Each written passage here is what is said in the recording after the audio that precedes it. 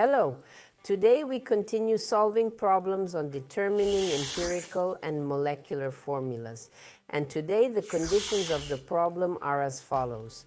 Some unknown substance contains tin 52.8%, iron 12.4%.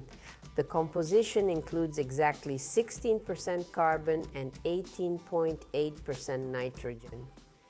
We need to determine the empirical formula. So we will proceed in exactly the same way as we have solved problems before. But first, let's see what percentage value we have in this case. Then we say, let's assume our entire substance has a composition of 100%. If we add it up, that's exactly what it is. And we will consider these 100% as 100 grams. Then we will have the opportunity to convert the percentages into the grams we need. For this, we will be able to use the method of solving as we usually do, calculations in grams. So what elements are present in our unknown substance? It contains tin, it contains iron. Carbon and nitrogen are included. Now, what will the masses be in our case? We convert the masses into percentages in grams, and it turns out to be 52.8, but now it's in grams. For iron, it's 12.4. For carbon, it's exactly 16, and for nitrogen, it's 18.8. But now it's in grams, since we made that assumption. Now we need to divide the mass of each element by its relative atomic mass to find the moles.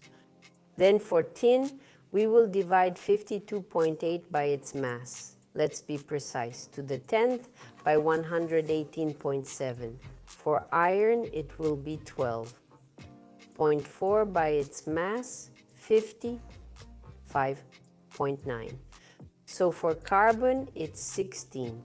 We will divide by its mass of 12, approximately 0. And for nitrogen, it turns out to be 18. 8, we will divide by 14 exactly. So now we need to find the values of the obtained numbers. The first value will be 0.44. The second is 0.22. The third value is 1.33. Hundredths, then for nitrogen, 1.34 hundredths. Now we need to establish the simplest ratio. Let's see which of these numbers is the smallest. It's 0.22. Then we divide all the numbers by the smallest one and we get 0.44. Divided by 0.22. 0.22 is divided by itself as it is the smallest in our case. 133 we will divide by 0.22, and for nitrogen 134 we will divide by 0, whole 22. As a result, we get the first value equal to exactly 2. The second value is exactly 1. The third value turns out to be 6, and the fourth value is also 6. In this case, the values turned out to be whole numbers, unlike in our previous tasks, where we had to multiply, for example, by 2 to make the values become integers. In this case, such an operation is not required with our numbers. So, what does our formula look like? So, there are 2 heads in our formula and 1 iron in our formula. Then we have 6 carbon atoms and 6 nitrogen atoms in our formula.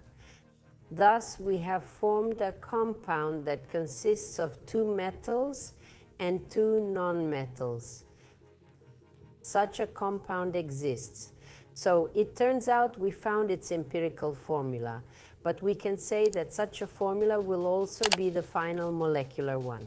So that's all for today. Goodbye.